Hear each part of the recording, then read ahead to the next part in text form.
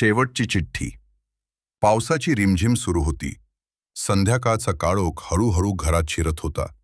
खिडकीजवळ बसलेली मीरा हातात एक जुनी पिवळी पडलेली चिठ्ठी घट्ट पकडून होती. तीच चिठ्ठी जी आज तिचं संपूर्ण आयुष्य बदलणार होती. ती चिठ्ठी आदित्यची होती. 3 वर्षांपूर्वी कोणालाही काही न सांगता आदित्य अचानक निघून गेला होता. ना फोन, ना पत्र, ना निरोप. मीरा दररोज वाट पाहत राहिली. कदाचित आज येईल, कदाचित उद्या. पण वेळ फक्त जखमा खोल करत गेला. आज घर साफ करताना कपाटाच्या एका कोपऱ्यात ती चिठ्ठी सापडली.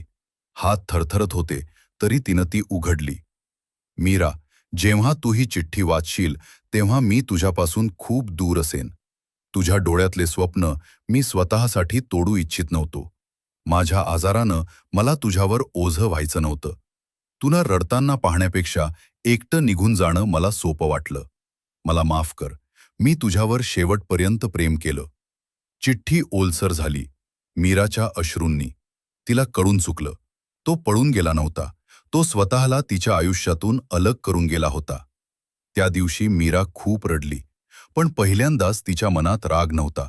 फक्त शांत वेदना होत्या. तिनं चिठ्ठी कपाळाला लावली आणि हलकेच पुटपुटली. तू गेलास, पण तुझं प्रेम इथेच राहिलं. पावसाचा आवाज थांबला होता. पण मीराच्या आयुष्यातील एक बंद पडलेलं दार आज हळूहळू उघडत होतं.